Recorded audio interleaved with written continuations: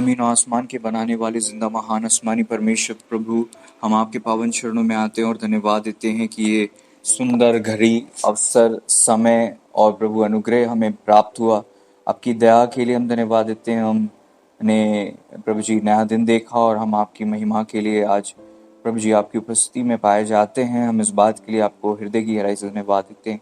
आगे का वचन आपकी ओर से, आपकी वाणी हर एक को मिले और आशीषित और आज़ाद करे। हमारी नहीं, आपकी इच्छा पूरी हो और आप जैसा चाहते हैं वैसा ही हमारे जीवन में पूर्ण हो। दया करें पिता, रुकावटें दूर हों, अंधकार की ताकतें नष्ट हों, हर एक का हृदय मन खुले, वचन को सुने ही नहीं बल्कि उसके अनुसार चलें, उसके अनुसार लागू करें, उसे ना भूलें बल्कि प्रभु जी वचन को संभालें और अपने जीवन को वचन की लीक पर चलाएं और कसौटी पर कसते रहें।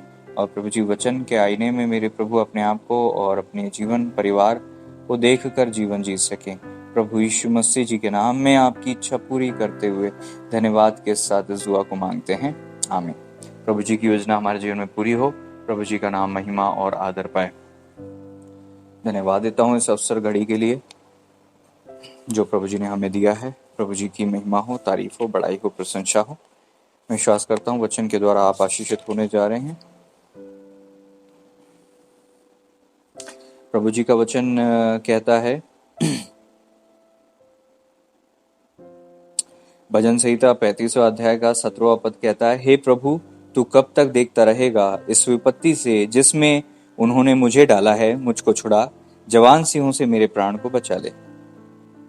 मैं बड़ी सभा में तेरा धन्यवाद करूंगा, बहुत तेरे लोगों के बीच में तेरी स्तुति करूंगा। 17वां पद मेन है जहां पर ये लिखा है, हे प्रभु। प्रार्थना कर रहा है प्रभु के दास दाऊद राजा ये प्रार्थना कर रहे थे उस समय में कि हे प्रभु तू कब तक देखता रहेगा।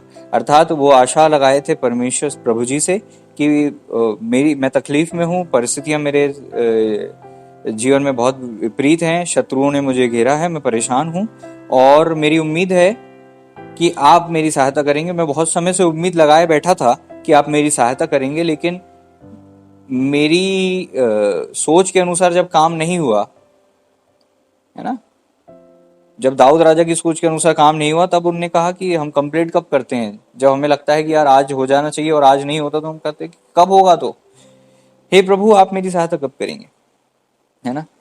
यहाँ पर वचन कहता है, हे प्रभु तू कब तक देखता रहेगा इस विपत्ति से जिसमें उन्होंने मुझे डाला है, मुझको छुड़ा, जवान सिंहों से मेरे प्राण को बचा ले। कहीं ना कहीं एक उम्मीद थी प्रभु जी से, और उसके उम्मीद, फिर प्रार्थना और फिर निवेदन, है ना। उम्मीद की उसके बाद प्रार्थना की, इस विपत्ति से जिसमें उन्होंने मुझे डाला है, मुझको छुड़ा, और बचा ले। निवेदन किया प्रभु जी से, जवान सिंहों से मेरे प्राण को बचा ले। अब आप समझ रहे हो, यहां पर उनके प्राण पर बात आ गई, अर्थात उनके आक्रमण ऐसा था कि उनका प्राण भी जा सकता था, शत्रु उनके प्राण के पीछे पड़ा था। और इस वक्त में प्रभु जी से आशा लगाए थे, प्रार्थना कर रहे थे, निवेदन कर रहे थे। और ये तीनों चीजें हमारी लाइफ में बहुत जरूरी हैं। हमें आशा भी प्रभु से लगाना है, लेकिन हम गलत कहाँ हो जाते हैं, हम आशा भी लगाते हैं, हम प्रार्थना भी करते हैं, लेकिन हम अपने कर्तव्य को पूरा करना भूल जाते हैं। कहीं ना कहीं एक विश्वासी विश्वास में आ जाता है तो कई बार तो वो प्रार्थना भी नहीं करता और उसको लगता है कि जस्ट बिकॉज प्रभु जी सब जानते हैं, अपने आप प्रभु जी मुझे आजाद कर देंगे, और वो इसी उम्मीद में होता है और समय बढ़ जाता है, अवसर आकर चले जाते हैं, फिर वो थोड़ा सा निराश हो जाता है कि मैंने तो विश्वास किया था। कई लोग कहते हैं पास्टर जी हमने तो पूरा विश्वास किया था। मैं उनसे कहता हूं आपने किस चीज पे विश्वास किया था कि आपके साथ ये हो जाएगा? क्या प्रभु ने आपसे कहा था कि आपके साथ ये होगा? हम अपने ही विश्वास को लेकर अपनी ही इच्छाओं के अनुसार कई बार प्रार्थना भी करने लग जाते हैं और कई बार कुछ भी करने लग जाते हैं। हमें यहां पर सीखने की जरूरत है कि ना सिर्फ दुआ करो बल्कि आप अपनी भी जवाबदारी को पूरा करो। कभी कभी हमारी प्रार्थना इसलिए भी रुक जाती है क्योंकि हमारी लाइफ में समर्पण नहीं होता है, समर्पण की कमी होती है।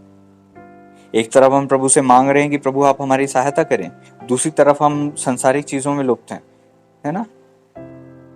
किसी लड़के से बात कर रहे हैं, किसी लड़की से बात कर रहे हैं, कोई गलत आदतें हैं, कोई नशा है, कोई गलत संगति है ना, मोबाइल पे उल्टी सीधी चीज़ें करना है, और भी दुनिया भर के लोगों से चैटिंग है, फेसबुक पे चैटिंग है, मैसेंजर पे चैटिंग है, दुनिया भर के नए नए लोगों से कांटेक्ट करने की कोई ना कोई एक ऐसी आदत पड़ी हुई है, गेम खेलना, टाइम वेस्ट करना। ये सारी चीज़ें हमारी लाइफ में ऐसी हैं कि एक तरफ तो हम प्रभु में आने की दुआ कर रहे हैं, प्रभु में बढ़ने की दुआ कर रहे हैं, प्रभु से कुछ कुछ चीज़ें मांग रहे हैं कि प्रभु आप हमें उन्नति दें, अभिषेक दें, सामर्थ दें। दूसरी विपरीत हम ये सारी चीज़ें कर रहे हैं। तो जब हमारी ये आदतें जब तक नहीं जाएंगी, प्रभु का कार्य हमारे जीवन में नहीं होगा, और नहीं होगा तो फिर हमारी आशा टूटती है, और हम कहते हैं कि हमने तो आशा और उम्मीद लगाई थी लेकिन हमारा काम ही नहीं हुआ। क्यों नहीं हुआ? क्योंकि हमारी लाइफ में काम, हमारा दिशा सही नहीं थी, हम परमेश्वर की योजना में नहीं थे, परमेश्वर के मार्ग पर नहीं चल रहे थे। कई बार होता है कि हम अपनी इच्छा, हम चीज़ों को कई बार इतना पसंद कर जाते हैं, है ना। कभी कभी परमेश्वर की आशीषों में भी हम इतने लुप्त हो जाते हैं कि हमारा ध्यान प्रभु जी की ओर से हट जाता है। तो ये भी बिल्कुल सही नहीं है। हमारा ध्यान केवल प्रभु जी की ओर होना चाहिए, और आशीषों में ध्यान लगाने की बजाय परमेश्वर में ध्यान लगाएं। कई बार हमें लगता है कि हम कब आशीषित होंगे, कब हमें ब्लेसिंग मिलेगी, कब हमें आशीषित करेंगे परमेश्वर, और प्रभु जी यही इंतजार करते हैं कि कब हम बढ़ेंगे प्रभु में ताकि हम आशीषित हो जाएं। हम ये सोचते हैं कि कब हमें प्रभु आशीषित करेंगे, और प्रभु जी हमारे लिए ये सोचते हैं और उम्मीद करते हैं कि हम पहले प्रभु के राज्य और धर्म में बढ़ें, फिर हम आशीषित हो जाएंगे। और कैसे बढ़ेंगे हम धर्म राज्य में? हमको लगता है हम दुआ कर लेंगे, हम उपास कर लेंगे, और हम थोड़ा संगति भी कर लेंगे, और हम यूट्यूब में भी संगति गीत सुन लेंगे, हम ऑडियो बाइबल सुन लेंगे। लेकिन ये सब कुछ करने के बाद भी हम कुछ चीज़ें छोड़ते नहीं हैं, हम कुछ आदतें छोड़ते नहीं हैं, और वो चीज़ हमारे आत्मिक जीवन को नीचे पे नीचे से नीचे नीचे गिराती जाती है। और एक टाइम ऐसा आता है कि हम इतने फेडअप हो जाते हैं, और हम कंप्लेंट भी कर रहे होते हैं, बुड़बुड़ा भी रहे होते हैं कि प्रभु आप भी हमारी नहीं सुन रहे, किसी दास के द्वारा भी हमसे बात नहीं कर रहे, स्वप्न दर्शन के द्वारा भी आप हमसे बात नहीं कर रहे। कारण सिर्फ इतना है कि हमने जो कंकड़ अपने जीवन में रखा हुआ है, हमने जो कांटे अपने जीवन में रखे हुए हैं, उनको छोड़ने की जरूरत है।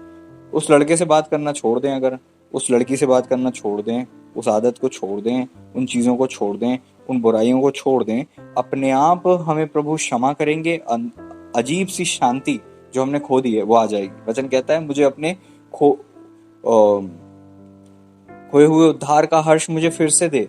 परमेश्वर ने उद्धार दिया तो एक आनंद और शांति थी, अब हमने वो आनंद और शांति खो दी। हम नाम के विश्वासी, लेकिन आनंद और शांति में नहीं जीते। अब हम वो सुखदायक जल के झरने का जो जीवन पहले हम जीते थे, सुख मिलता था जीवन में, हर चीज का एक मीनिंग समझ में आता था, जीवन जीने का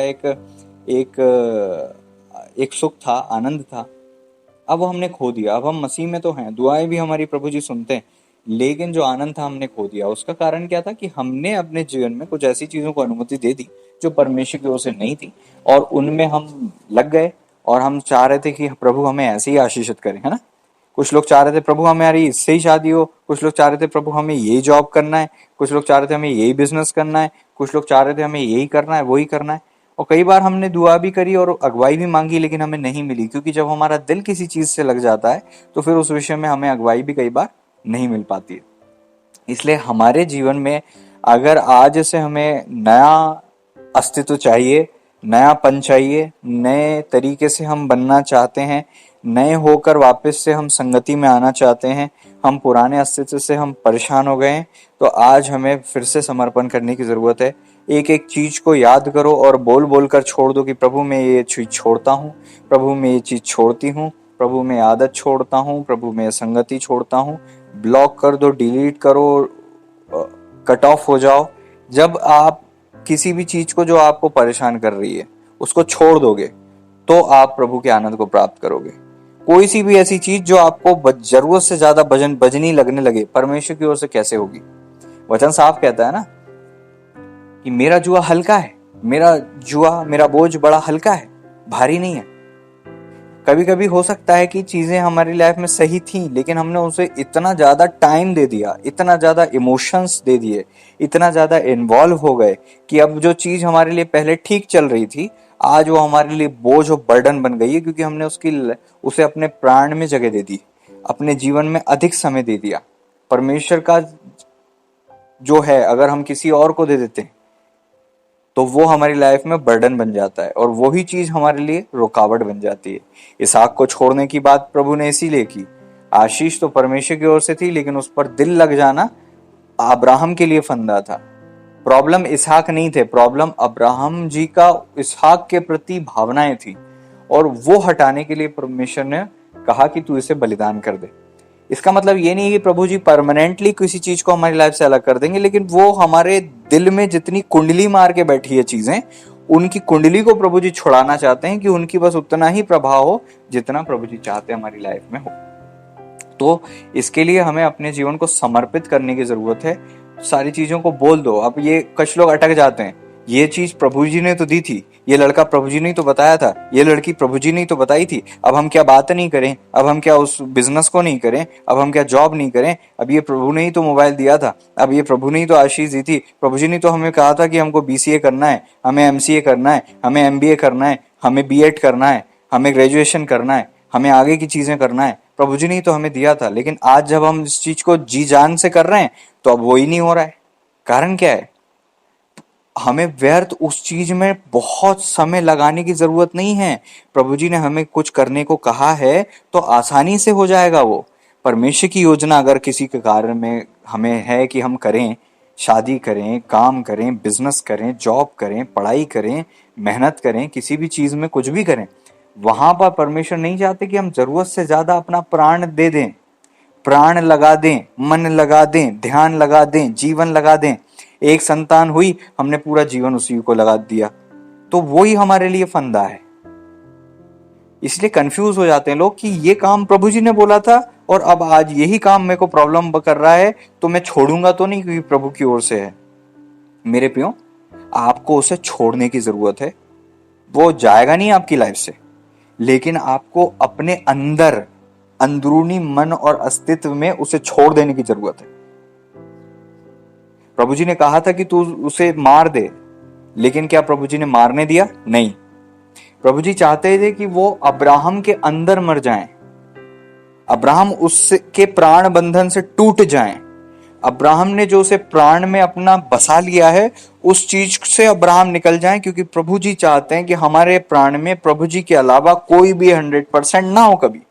और जब भी कोई हमारे लाइफ में 100% आने लगता है, भले ही वो परमेश्वर की ओर से गारंटेड हो कि वो प्रभु की ओर से है, तो भी वो अगर हमारे जीवन में जगह लेता है तो वो हमारे जीवन से हटेगा ही हटेगा। इसीलिए एक बात याद रखें, जिसकी जो जगह है उससे बढ़कर उसे कभी ना दें। बैलेंस में लाइफ रखें, ज्यादा मत करें, ना ही बहुत कम करें। कम होना इतना नुकसान नहीं करता जितना ज्यादा होना नुकसान कर देता है। बैलेंस हमारे लाइफ का खराब नहीं होना चाहिए। इसीलिए ये कंफ्यूज मत हो, क्योंकि कई बार होता है प्रभु ने इसहाक की आशीष दी, शैतान ने चाहा कि इसहाक पे ही तू मन लगा ले और परमेश्वर से दूर हो जाए।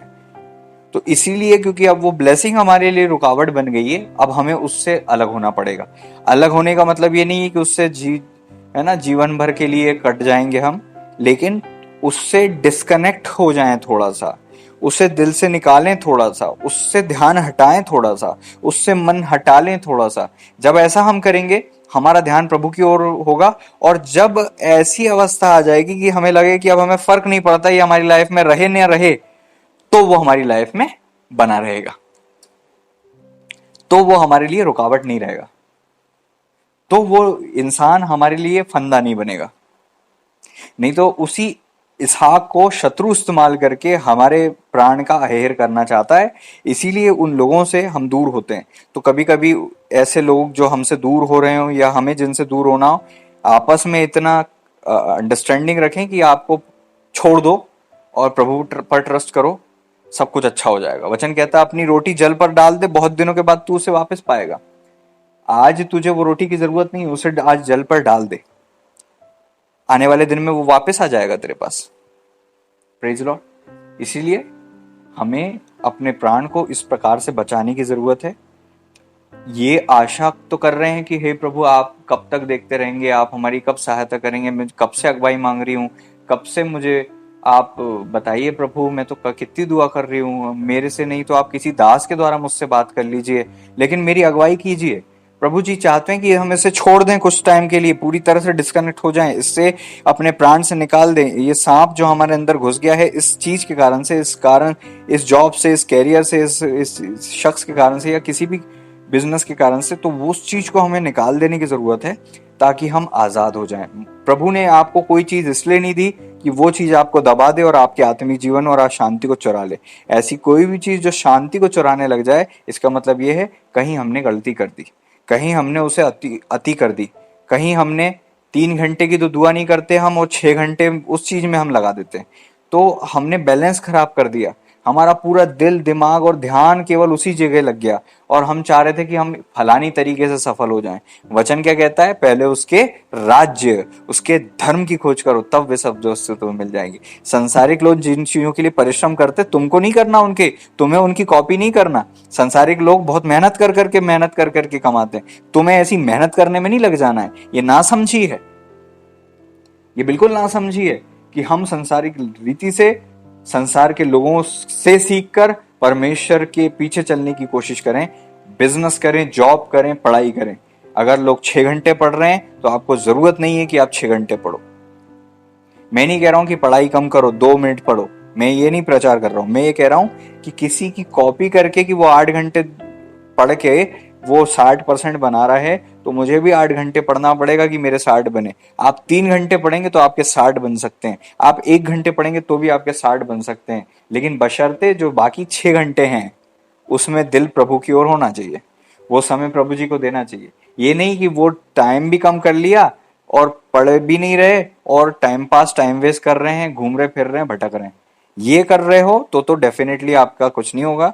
अगर आप वो समय निकाल के प्रभु जी को देते हो तो आपका वो समय भी आशीषित होता है, प्रभु में भी उन्नति करते हो और आप उन्नति हर एक क्षेत्र में आशीषित होते हो।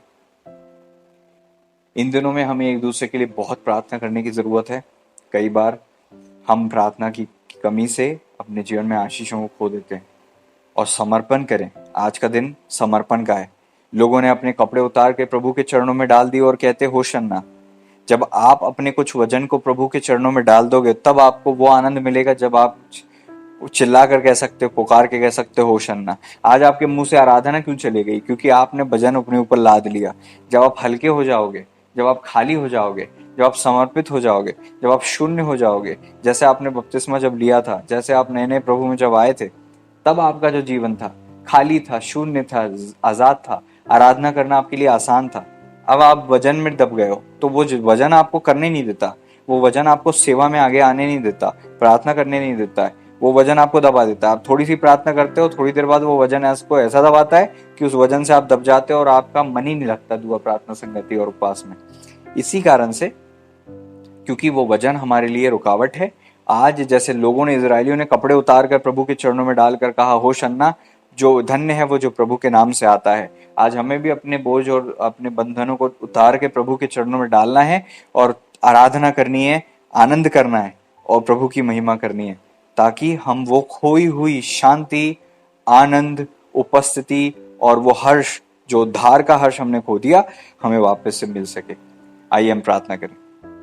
प्रभु जी, हम धन्यवाद देते हैं आने वाले दिनों में प्रभु जी आप हमें और अधिक तैयारी देने जा रहे हैं, और अधिक हमसे बातें करने जा रहे हैं। जहां जहां समर्पण की कमी है वहां वहां समर्पण आए। जहां जहां मेरे पिता परमेश्वर प्रभु जी जो गड़बड़ी हमने की, जो बैलेंस खराब कर दिया, जरूरत से ज्यादा भावनाएं और समय कहीं लगा दिया, और आज वही इसहाक हमारे लिए रुकावट बन गया और उस इसहाक से दूर होना ही हमारे लिए जरूरत बन गया। आज हम उस इसहाक को अपने जीवन से अलग करते हैं, तोड़ देते हैं, हटा देते हैं, खत्म करते हैं, दूर करते हैं, डिस्कनेक्ट होते हैं, प्राण के बंधन को तोड़ देते हैं, काट देते हैं, नष्ट करते हैं, डिस्कनेक्ट होते हैं, हटा देते हैं, दूर करते हैं अपने जीवन से। आज हम कहते हैं हम अपने उस बोझ को निकाल कर आपके चरणों में डाल देते हैं और हम आपकी आराधना करते हैं, जय जयकार करते हैं कि हमें वापस से वो हर्ष, आनंद, उपस्थिति और शांति मिल जाए जो हमने खो दी। वो पिछले दिनों में हमारे साथ थी लेकिन आज हमारे साथ नहीं है। जब हमने इसहाक पाया था तब भी हमारे साथ थी, लेकिन इसहाक के आने के बाद जब हमने उस पर मन लगा लिया, आशीष पर मन लगा लिया, कैरियर पर मन लगा लिया, पढ़ाई और बिजनेस और जॉब पर मन लगा लिया, इस कारण से आज हम प्रभु आपसे दूर हो गए और हम अपनी शांति, आनंद और उत्साह को खो बैठे। आज हम विश्वासी तो हैं लेकिन नाम मात्र से हैं। हमारे अंदर वो झरना, वो सोता, वो आनंद बहता नहीं है, क्योंकि हमने दुनिया की चिंता करी, हमने लोगों की चिंता करी, हमने परिवार की चिंता करी, कैरियर की चिंता करी, बिजनेस की चिंता करी और हमसे जुड़े हुए लोगों की चिंता करी और उनकी सुन ली। उस कारण से हम दब गए और उस कारण से हम पीछे चले गए। आज हम यही दुआ करते हैं, हम सबों को आपकी ऐसी आज़ादी मिले ताकि मेरे पिता हम हमेशा के लिए आज़ाद हो जाएं और हम किसी भी चीज़ में आप बैलेंस खराब ना करें। जो आपका है वो आपको दें और हर एक को उसकी हद में रखें, बैलेंस में रखें, उसके लिमिट में रखें, उसको हम नियंत्रित करें, उसे हम तवज्जो ज़रूरत से ज़्यादा अपने सर पर ना चढ़ा लें। हमने जो टोकरी अपने सर पर चढ़ा कर रखी और आज हम आशा के साथ कह रहे हैं प्रभु आप कब तक देखते रहेंगे, आप कब तक देखते रहेंगे। हालेलुया, ये मूर्खता के बंधन हमारे अंदर से टूटे हो, हम टोकनी को फेंक दें हमारे ऊपर से। और क्योंकि आप आज भी वैसे ही हैं, आप कभी नहीं बदले, लेकिन हमने सर पर इतना वजन लाद के लिया और हम आज अगुवाई मांग रहे हैं और आशा कर रहे हैं कब तक आप अगुवाई नहीं देंगे, कब तक हमसे बात नहीं करेंगे। मैं कितनी परेशान हूँ प्रभु, मैं कितनी परेशान हूँ। प्रभु का वचन कहता है तू बहुत बातों की चिंता करती है, मरियम ने जो भाग चुना है वो उससे छीना नहीं जाएगा। हाँ मेरे प्रभु, आज हम भी मरियम का भाग चुने, ना कि परिश्रम का भाग चुने। आज हम आनंद का भाग चुने, ना कि मेरे प्रभु मेहनत और खून पसीने का मार्ग चुने। आज हम मेरे प्रभु जी आपकी उपस्थिति और आनंद का मार्ग चुने, आपके चरणों में वचन को सुनने का मार्ग चुने। आज हम आपकी उपस्थिति में शांति के साथ बैठने का, आराम और रेस्ट का मार्ग चुने, विश्राम का मार्ग चुने। विश्राम के मार्ग और आनंद को चुनकर हम आपकी उपस्थिति में, आपके चरणों में बैठने पाए। मार्था की तरह परेशान होकर ये ना करें, कंप्लेंट ना करें प्रभु आप देख नहीं रहे हो, प्रभु आपको दिख नहीं रहा, प्रभु कब तक मेरी सहायता नहीं करे। हे प्रभु तू मेरी सहायता कब करेगा, कब आप मेरी सहायता करेंगे। प्रभु जी आप हमें क्षमा करें, आप हमें क्षमा करें, आप हमें क्षमा करें, आप हमें क्षमा करें कि प्रभु जी हमने मूर्खता को अपने सर पर बिठा लिया और हम आपसे उम्मीद कर रहे थे और हमें लग रहा था कि आप हमसे बात नहीं कर रहे हैं, बल्कि गलती हमारी थी कि हमने अपने कानों पर, अपने सर पर, अपने कंधों पर इतना बोझ लादा हुआ था। आज हम प्रार्थना करते हैं, इस बोझ को उतार कर फेंक देते हैं। इस पाम संडे में हम आपकी आशीष को इस प्रकार से मांगते हैं कि हम आनंद के साथ इस दिन की शुरुआत करते हैं, आनंद के साथ इस हफ्ते की शुरुआत करते हैं, आनंद के साथ, क्योंकि हमारा प्रभु हमारे जीवन में आ गया है, प्रभु हमारे साथ है, हमारा बोझ हल्का हो गया है, हमारे कंधे का वजन निकल गया है और आज हम आज़ाद हो गए हैं। और इस पूरे के पूरे पवित्र सप्ताह में हम सबको आपकी तैयारी मिले और आपकी उपस्थिति मिले, हम आपकी आराधना, आपकी महिमा कर सके, गड़बड़ी का आत्मा दूर हो, हफ्ते भर आशीषित हो, हर एक को परिवार, हर एक को, उनके परिवार को, उनके रिश्तों को, उनके बिजनेस को, उनके जॉब को आपके हाथों में देते हैं। इनके खतों पर आपकी आशीष हो, सबों के साथ हो। आपने ऐसा कर दिया, हम धन्यवाद देते हैं। सारी महिमा और आदर भी हम आपके पावन चरणों में रखते हुए प्रभु यीशु मसीह जी के नाम इस दुआ को मांगते हैं, आमीन। हे हमारे पिता, आप जो स्वर्ग में हैं, आपका नाम पवित्र माना जाए, आपका राज्य आए, आपकी इच्छा जैसे स्वर्ग में पूरी होती है वैसे इस पृथ्वी पर भी पूरी हो। हमारे दिन भर की रोटी आज हमें दीजिए और जैसे हमने अपने अपराधियों को क्षमा किया वैसे ही हमारे अपराधों को भी क्षमा कीजिए और हमें परीक्षा में न लाइए परंतु बुराई से बचाइए, क्योंकि राज्य, पराक्रम और महिमा सदैव आप ही की हैं, आमीन। अब हमारे परमेश्वर पिता का प्रेम, पुत्र प्रभु यीशु मसीह जी का अनुग्रह और प्रभु पवित्र आत्मा परमेश्वर जी की गहरी संगति और सहभागिता हम सभी विश्वासी गणों के साथ प्रभु जी के दूसरे आगमन तक वर्णिगानी होती रहे। सब कहें आमीन, आमीन। Thank you Lord, in Jesus name आमीन। प्रभु आपको आशीष है, आपकी रक्षा करें। हफ्ते भर प्रार्थना में रहें, दुआ प्रार्थना उपवास में रहें, पवित्र दिन के लिए अपने आप को तैयारी में रखें और जैसा भी आप जहां भी हैं, अपने घर में बैठते हैं तो भी आप अपना दिल, अपना हृदय, अपना मन प्रभु की ओर लगाएं। आप प्रार्थना करें कि आप संगति में रहें, आपको आशीष मिले। God bless you all. प्रभु जी का मैं धन्यवाद देता हूं कि प्रभु जी ने मुझे इस्तेमाल किया। I really thank you dear स्पीशियस Lord, Holy Spirit Lord ji, I really praise you, I really thank you कि आपने मुझे इस्तेमाल किए। मैं धन्यवाद देता हूँ। सारी महिमा और आदर आपके पावन चरणों में रखते हैं। प्रभु यीशु मसीह जी के नाम में ज़रूरत मांगते हैं, आमीन। हम सबको इन दिनों में प्रार्थना में रहने की ज़रूरत है और अपने अपने हाथों को खोलने की ज़रूरत है, मुट्ठी को खोलने की भी ज़रूरत है, बहुत ज़रूरी है। क्योंकि जब हमें ये बोला नहीं जाता और हम इस चीज़ पर ध्यान ही नहीं देते हैं कि हमें दशवांश देना है, भेंट देना और हमें आगे बढ़ना है।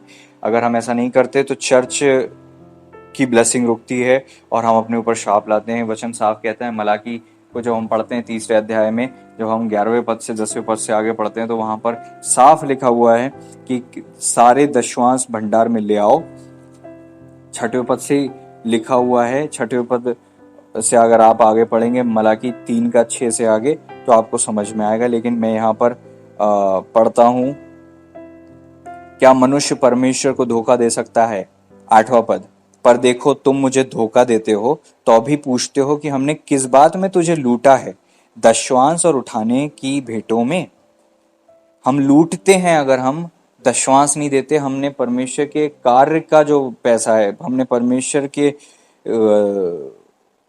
भवन में जो हमें देना दशवांश जो है, अगर हम नहीं दे रहे तो हम लूट रहे हैं। हम लूट रहे हैं। वचन कहता है तुमने मुझे लूटा, तुम मुझे धोखा देते हो और पूछते हो कि हमने किस बात में तुझे लूटा है? दशवांश में लूटा है, उठाने की भेंटों में लूटा है। तुम पर भारी श्राप पड़ा है क्योंकि तुम मुझे लूटते हो, वरन सारी जाति ऐसा करती है। अब ये मैं नहीं कह रहा हूं, प्रभु का वचन कह रहा है। कुछ लोग कहेंगे ये पुराना नियम है। प्रभु का वचन कहता है सब कुछ साझे का होता था, लोग अपनी पूरी संपत्ति बेच देते थे। यहाँ पर दशवांश की बात हो रही। नए नियम में लोगों ने अपनी संपत्ति, अपनी पूरी आयु की जो पूंजी जोड़ी हुई थी वो तक दी और समर्पित होकर सेवा की। तो ये नहीं कहा जा रहा है, लेकिन वचन कहता है जब दशवांश की बात आती तो हमको लगता है कि पास्टर अपने लिए बोल रहा है क्योंकि पास्टर को पैसा चाहिए। पास्टर को पैसा नहीं चाहिए। पास्टर तो अगर स्वयं ईमानदार होता है दशवांश और बीज बोने में तो वो चर्च में बहुत ज्यादा लोगों से बढ़कर आशीषित हो ही जाता है। लेकिन अगर हम दशवांश नहीं देते तो हम अपने ऊपर श्राप लाते हैं। हमारी आर्थिक क्षेत्र में दुआ करेंगे, दुआ में बढ़ेंगे, पैसा बोएंगे तो पैसे में बढ़ेंगे, और हम पैसा नहीं बोते तो हम अपने ऊपर भारी श्राप लाते हैं। वचन कहता है सारे दशवांश भंडार में ले आओ कि मेरे भवन में भोजन वस्तु रहे, सेनाओं का यहोवा यह कहता है ना।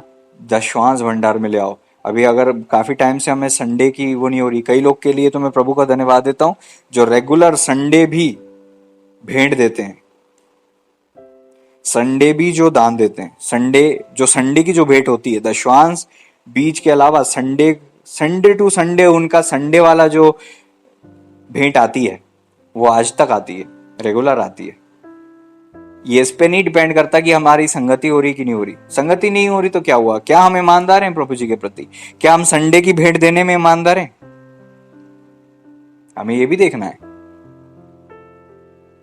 क्या हम ईमानदार हैं कि हम संडे की भेंटें दें? नहीं तो हमें ईमानदार बनने की जरूरत है। प्रभु जी हमें क्षमा करें। वचन साफ कहता है सेनाओं का यहोवा यह कहता है कि ऐसा करके मुझे परखो कि मैं आकाश के झरोखे तुम्हारे लिए खोलकर तुम्हारे ऊपर अपरंपार आशीष की वर्षा करता हूं कि नहीं। एक बहन की गवाही है, उसको जितना पैसा मिलता था, पॉकेट मनी मिलता था, उसमें से वो दशवांश निकाल के देती थी, खुद पर खर्च नहीं करती थी। आज उसके हस्बैंड की सैलरी को प्रभु ने कई गुना बढ़ा दिया और उसका हस्बैंड भी जो है अब एग्री हो गया कि हम दशवांश दिया करेंगे। तो कई बार लोग कहते हैं, कई स्त्रियां कहती हैं कि हमें तो पैसा ही नहीं मिलता, हमारे हस्बैंड तो देते ही नहीं है, तो हम दशवांश कैसे निकालें? हम निकालना चाहते हैं। आप जितना आपके पास पैसा आपके खर्च के लिए आता है उसमें से दशवांश निकालो, है ना। अगर आप क्या दशवांश उसमें से आप वो पूरा पैसा दे देते हो या उसमें से दशवांश निकाल के देते हो, या आप सोचते हो कि हस्बैंड की सैलरी तो इतनी थी, उसका दशवांश इतना बनता है और उतना ही पैसा मेरे पास है और मैं वो दे देती हूँ ताकि हमारे ऊपर आर्थिक समस्या ना आए बल्कि हम आर्थिक रीति से आशीषित हों। तो आने वाले दिनों में जब हस्बैंड के जीवन में गवाही आएगी कि यार मेरी पत्नी जो है दशवांश दे रही थी और आज मेरी सैलरी बढ़ गई, मेरे साथियों की सैलरी नहीं बढ़ी, इतनी मेरी बढ़ गई, या उनकी भी बढ़ी लेकिन मेरी बढ़ी, तो ये इसलिए हुआ क्योंकि परमेश्वर ने हमारे दशवांश को देखकर हमें आशीषित किया। तो ये गवाही आपके जीवन में भी तब आएगी जब आप ऐसा करेंगे, और ऐसा करने से आपके जबरन के डॉक्टर के खर्च, पंचर का पैसा खर्च होना, इधर उधर की खर्च हट जाएंगे। क्योंकि 11 पद में प्रभु जी ने कहा मैं तुम्हारे लिए नाश करने वाले को ऐसा घुड़कूंगा कि वह तुम्हारी भूमि की उपज नष्ट ना करेगा और तुम्हारी दाखलताओं के फल कच्चे ना गिरेंगे। सेनाओं के यहोवा का यही वचन है। जब हम दशवांश नहीं देते तो क्या होता है? हम अपने ऊपर श्राप लाते हैं। और अगर हम नहीं दे रहे हैं और हम उसको डिले कर रहे हैं तो हम सोचते हैं कि हमारा भाई 100 रुपए दशवांश है तो हम 100 रुपए देंगे, जबकि तरीका ये होना चाहिए मैं एक प्रभु के बड़े सेवक को सुन रहा था, उनसे उनके ससुर ने कहा कि अगर तुमने आज तक जितना भी पैसा नहीं दिया है उसका तुमको उसे ब्याज सही देना पड़ेगा। 5वां भाग मतलब 20%। वचन कहता है, मैं इसको वचन से प्रूव कर सकता हूं, वचन में लिखा है व्यवस्था में, ठीक है ना। तो 5वां भाग मतलब 20%। तो इसलिए याद रखें, अगर आप लूट रहे हैं तो फिर आपको उसका खामियाजा भी भर के देना पड़ेगा। और मैं यहां पर वचन की बात कर रहा हूं, जब समझ रहे हो। इसलिए आप पर ज्यादा वजन नहीं आए। ये मत सोचो कि यार आज किराना ले लूं, दशवांश कल दे दूंगा, आज मैं यहाँ पेमेंट कर दूं, दशवांश कल दे दूंगा। ये मैंने भी किया, आपने भी किया, हम सबसे ये गलती होती है। लेकिन हमें पैसे में ईमानदार बनना पड़ेगा। आज अगर 1000 रुपए आए हैं तो 100 रुपए तुरंत निकाल कर तुरंत सेंड कर दो, या तुम सेंड कर दो या उसको अलग रखो। अगर आपसे कंट्रोल नहीं होता है कि यार आपसे खर्च हो जाते हैं, आप रखे रहते हो, तो उसको सेंड कर दो, तुरंत किसी के थ्रू सेंड करवा दो, या किसी ऐसे व्यक्ति को दे दो जो खर्च ना करे। और सही समय पर उसको बेसिकली उसको रखना आशीषित नहीं करता कि दशवांश निकाल के हमने अपनी पेटी में रख लिया। जब तक बोगे नहीं तब तक आशीष नहीं होगी। अगर आपने गेहूं को बस निकाल के रख लिया और खेत सूना पड़ा है तो आपको ब्लेसिंग नहीं मिलेगी। ये सोचिए कि हमने तो निकाल के अलग रखा है, आपने बोया नहीं है, अलग रखा है। बोगे तो आशीष दोगे। इसलिए उसको तुरंत निकलता है, तुरंत करो। हम सोचते हैं अगले हफ्ते, अगले संडे आएगा, संडे की भेंट हो मिला के दे देंगे। आप दशवांश 5 रुपए भी है आपका तो 5 रुपए बोल के कि दशवांश है, आप उसे सेंड करो, तब आप ब्लेस्ड होगे, तब आशीषित होगे। मैं विश्वास करता हूं कि इस वचन के आधार पर प्रभु ने कहा है ना कि जातियां तुम्हें धन्य कहेंगी, तुम्हारे दाखलताओं के फल कच्चे ना गिरेंगे, भूमि की उपज को शत्रु नष्ट ना करने पाएगा, नाश करने वाले को प्रभु घुड़केंगे, हमारे ऊपर से शाप दूर होगा जब हम अपनी अपनी इच्छा को, अपनी सेवा को पूरा करेंगे, है ना। परमेश्वर की इच्छा को पूरा करेंगे और जो कर्तव्य हमारा है उसे हम जब पूरा करेंगे। हमें जब प्रार्थना करवानी होती है हम वो करवा लेते हैं, हमें जो जो चीज की उम्मीद होती है हम वो कर लेते हैं। लेकिन जहाँ हमारे काम करने की बात आती है, जब हमारे भेंट देने की बात आती है, तो वो चीज में हम पूरी तरह से मुट्ठी को कड़क, मन को ढीठ और अपने आप को रोक लेते हैं और हम अपनी आशीषों से वंचित रह जाते हैं। सो इस गलती को ना करें। प्रभु जी आपको आशीष दें, रेगुलर रहें और ईमानदारी के साथ प्रभु जी के पीछे चलते रहें। मैं विश्वास करता हूं कि हम आशीषित हुए हैं और आने वाले दिनों में भी हमको भेंट देना है। संडे की भी जो भेंटें हैं हमें वो भी देने की जरूरत है। संगति होती नहीं होती है, हमें संडे, मैं उसके लिए फोर्स तो नहीं करूंगा आपको, लेकिन दशवांश और ये सारी चीजों में तो ईमानदार बनने की जरूरत है। लेकिन धन्य वो लोग हैं, आशीषित हैं, जो किसी के बिना बोले भी संडे की भेंटों को दे रहे हैं। मैंने नहीं कहा कि मुझे संडे की भेंट दो, मैंने उनको प्रचार भी नहीं किया।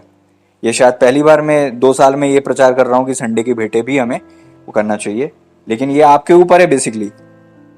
लेकिन दशवांश तो हमारा कर्तव्य देना, और वो आशीषित हुए और आशीषित हों जो संडे भी प्रभु के राज्य के लिए बढ़ाकर जो उनसे बनता है वो करते हैं, ताकि वो जो पैसा है वो धन इकट्ठा हो और प्रभु के कलीसिया में, कलीसिया के प्रबंध में, चीजों में वो इन्वेस्ट हो सके। इसके लिए हमें संडे की भेंट देना है, क्योंकि जो संडे की भेंट आती है वो दशवांश से अलग होगी, बीज से अलग होगी, लेकिन जो संडे की भेंट होगी वो इकट्ठी होगी और वो चर्च पे ही खर्च होगी। चर्च का पैसा चर्च में ही वो चीज खर्च होगी और उसे हम चर्च की बेहतरी के लिए खर्च करेंगे और उसके बाद हम उन्नति करेंगे। प्रभु हम सबको आशीष दें, हमारी रक्षा करें। मैं उन लोगों के लिए दुआ करता हूँ जिन्होंने ठाना है। मैं प्रार्थना करता हूँ प्रभु जी आपकी अनुग्रह की दृष्टि सब पर हो। बीज बोएं, दशवांश दें, लूटे नहीं, चोरी ना करें, भारी श्राप के भागी ना हो बल्कि भारी आशीष के भागी हों। जब हम ऐसा करते हैं तो आप शत्रु को, नाश करने वाले को घुड़कते हैं, ताकि हम दवाइयों पर वो पैसा खर्च ना करें, वो डॉक्टरों की फीस में हम पैसा खर्च ना करें, गाड़ी के उल्टे सीधे खर्चों में, पंचर में, और प्रभु जी गाड़ी खराब होने में, और प्रभु जी तमाम प्रकार के व्यर्थ के जो खर्चे निकल आते हैं। ये सब शैतान है जो हमारे पैसों को चुरा लेता है, क्योंकि हमने पहला भाग आपको नहीं दिया। वचन कहता है जब पहला गुथा हुआ भाग हम आपको देते हैं तो पूरा गुथा हुआ आटा पवित्र ठहरता है। इसी प्रकार से जो कुछ आपका है हमें आपको देना है। वचन कहता है जो परमेश्वर का है परमेश्वर को दो। हाँ मेरे प्रभु जी, आपने कहा दशवांश को, आपने कहा है कि भवन में जाएगा। दशवांश को प्रभु जी उन लेवियों के हिस्से में देने के लिए आपने कहा था मेरे पिता, और आज अगर जो ऐसा नहीं करते वो अपने ऊपर श्राप और बंधन और तकलीफ लाते हैं। मेरे प्रभु जी आपकी दया और अनुग्रह की दृष्टि सब पर हो कि हम सब अपनी भेंटों में, दशमांश में, बीजों में ईमानदार बने और आर्थिक रीति से बहुतायत से फलवंत और बलवंत और आशीषित होने पाए।